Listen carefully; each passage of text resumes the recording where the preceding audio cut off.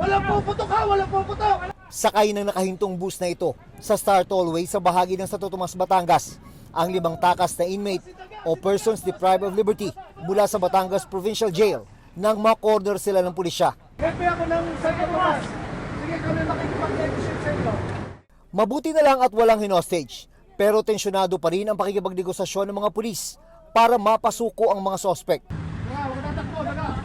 Oh, wala. Oh, sige, dito. Pusasan agad, pusasan.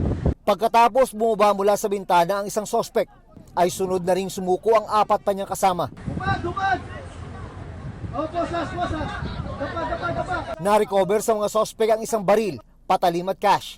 Natapos ang makapigil hiningang tagpo na walang nasawi o nasaktan sa mga sospek o iba pang sakay ng bus. Ayon sa pulisya, malaking tulong ang drone para malaman ang lokasyon ng sinakyang bus ng 5 inmate matapos tumakas. Gayon din ang pagiging alerto at kalmado ng bus driver.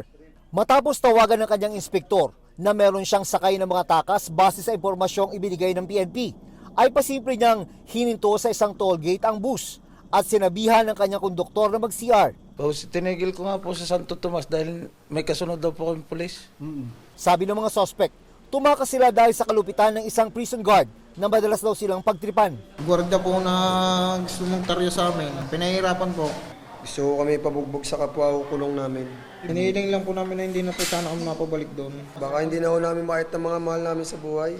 Ano man ang dahilan ng mga inmates sa pagtakas mula dito sa Batangas Provincial Jail, maharap pa rin daw sila sa mga panibagong kaso, sabi ng PNP. Karagdagang kaso sa violation ng bladed weapon and violation po ng ating 10591 or yung firearms law po. Bukod sa 5 inmate na nahuli sa pampasaherong bus sa Santo Tomas, 3 iba pang tumakas din ang nadakip sa bayan naman ng Ibaan. Ayon sa Calabarzon Police, patuloy ang paghahanap sa 2 iba pang nakatakas.